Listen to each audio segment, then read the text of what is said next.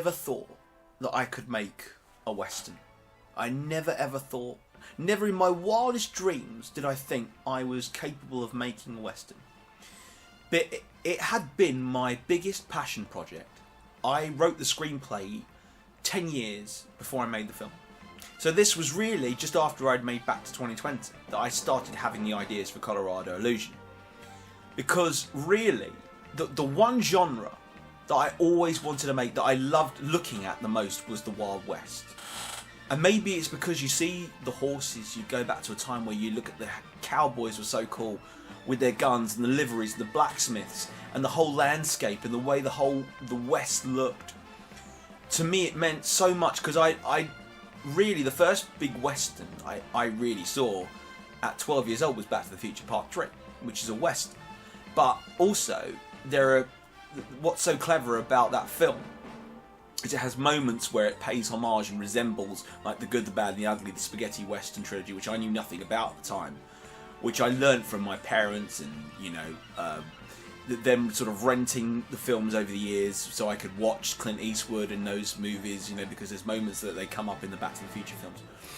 And really, I thought that's where it all started. And then I'd watch my dad put on a film called Big Deal at Dodge City, which is a Western centered around poker.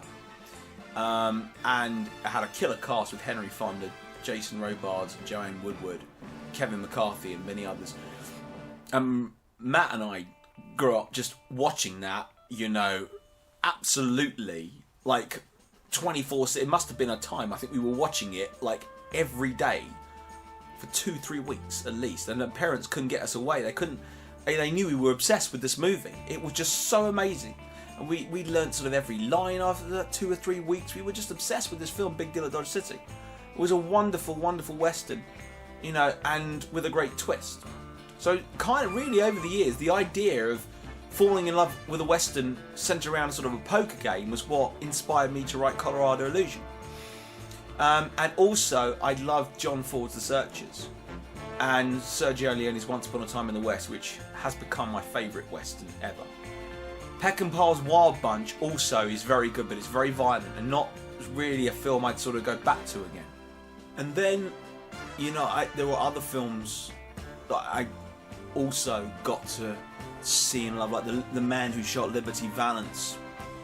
And you could really watch John Wayne all day long, because is he like the greatest on-screen Western hero of all time?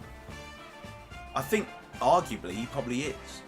I mean, Clint did a great job, Henry Fonda did a great job. There's so many, but I think John Wayne stands out the most. So the character I was sort of going for with Gabriel Ben was sort of John Wayne, Henry Fonda style. I still had to make it my own. And it was so challenging.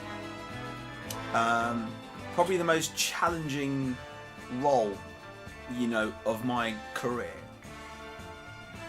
Because, first of all, I wouldn't do anything if I wasn't sure I could do it.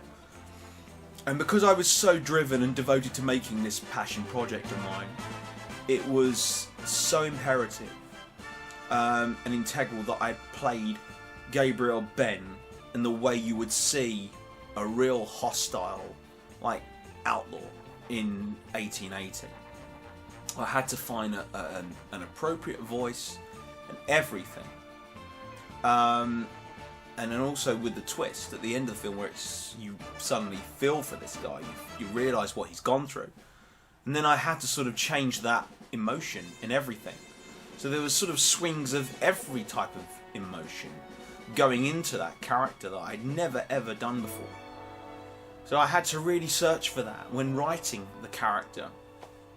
And there's no way I could have done this sort of like 2010, 11, 12. It had to be done sort of around 2016, 2017 when I wanted to shoot it in 4K as well, because I wanted it to have that real lovely cinescope quality to it. And now, you know, I'd taken it another level with this very advanced 4K camera. So, you know, I really immersed myself in that. And this was a real sort of visceral story as well at the same time, where I wanted the audience to really feel like they were inside of 1880, and they could feel the hostility of Gabriel Ben and everything that what he was doing to the people of this town. And by the end, you know, suddenly you sympathise, and he's singing "I Want a Horse," and I always do something out of the ordinary, because I want the people to say, well, I didn't see that coming, and I didn't know that Paul was going to sing a song at the end and become this really heroic character. Because in the end, he really is a hero. He's not a villain, he is a hero. And it's a very, very powerful and emotional story. This means more to me than any film I've ever made. And even with my new one coming out soon, I love the screenplay I've written, and I've really enjoyed making the film of approximately 25 minutes. But this was my big passion project, so this means more to me than anything. And also just the way I shot the film, and also going to Laredo in Kent and shooting, you know, on a Wild West set, which none of us could believe, and that cost a lot of money. I remember getting in touch with the owners and inquiring about, you know, their fees and everything, and how much they charge. And they said they cater for all different type of crews, you know, different type of, you know, film teams or whatever, and we could still do it for you, but it's going to cost X amount. So I thought, well, okay, I can just about afford that. It's worth it, because, you know, I'm putting my money where my mouth is, because this means more to me than anything I've ever written in my life, any film I've ever written, and I put my heart and soul into this, and I want this more than anything, so I'm prepared to pay what you're quoting me.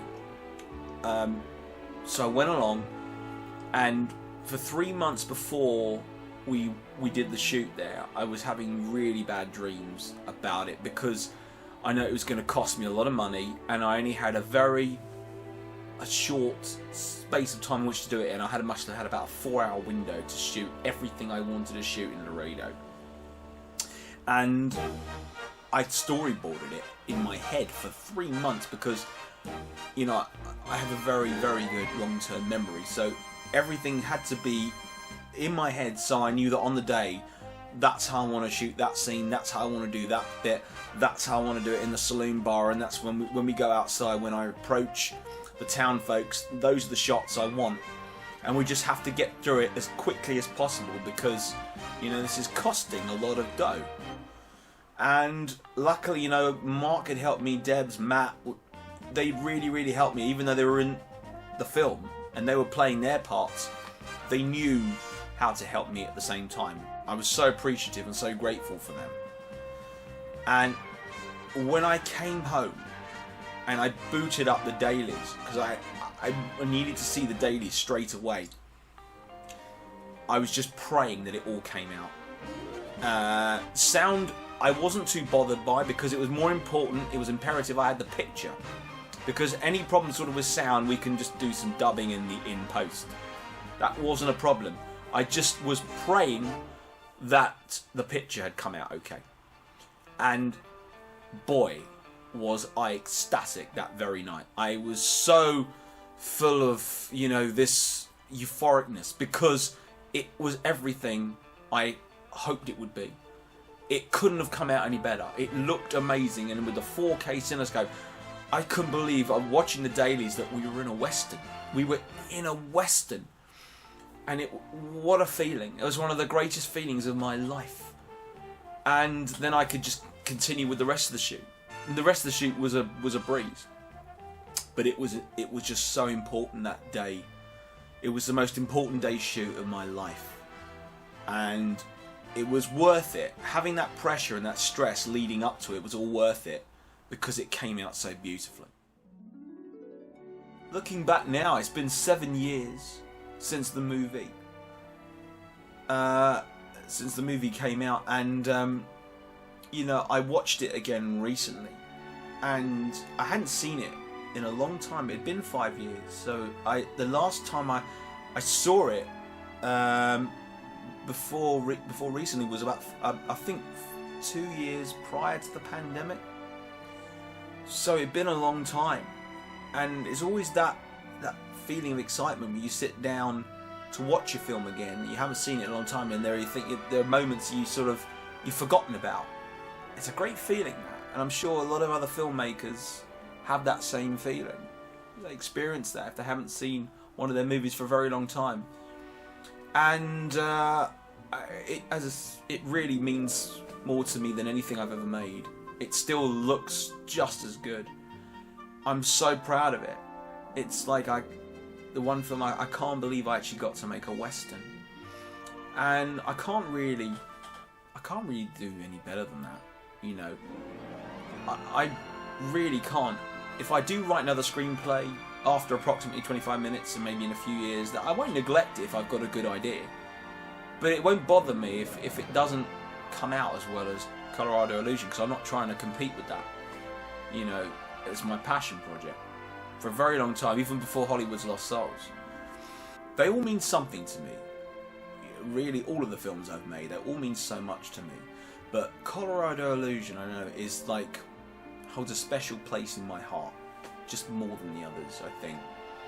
And I love my fan films, I do, but this was, as I said, the film I'd written, 10 years before filming it. Had been a dream, a long time dream project, and I got to do it.